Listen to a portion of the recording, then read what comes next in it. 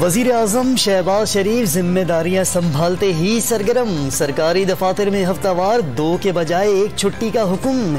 रमजान के दौरान औकात 10 बजे के बजाय दोबारा 8 बजे कर दिए। सस्ते बाजारों में कम कीमत और मयारी अशिया मुहैया करने का हुक्म। तनख्वाह, पेंशन और माहाना उजरत में इजाफे पर फौरी अमल की हिदायत।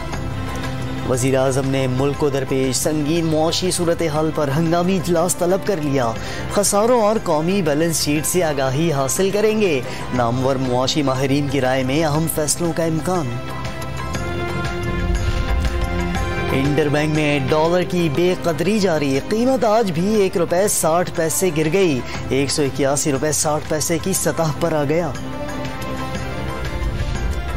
हुकूमत ने आला इख्तियाराती सिलेक्शन बोर्ड का इजलास बुलाने की तैयारी शुरू कर दी। तौकीर शाह समेत ग्रेड 21 के 30 अफसरान को ग्रेड 22 में तरक्की दिए जाने का इम्कान। वजीर आजम आज़ाद कश्मीर के खिलाफ अपनों ने ही तहरीक अदम एतमाद जमा करा दी।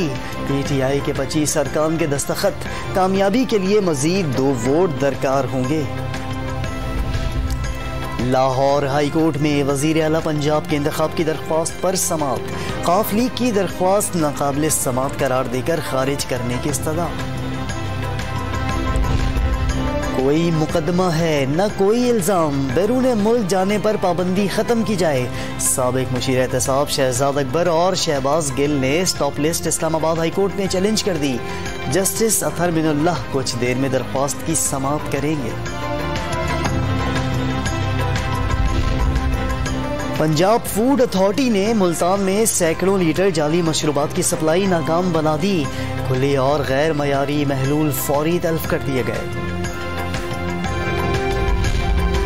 और राजनपुर में मैपको और पुलिस का बिजली चोरों के खिलाफ ग्रैंड ऑपरेशन। 2000 घरों के कनेक्शन मुनक़ता। 60 मुल्ज़िमान को गिरफ्तार कर लिया गया।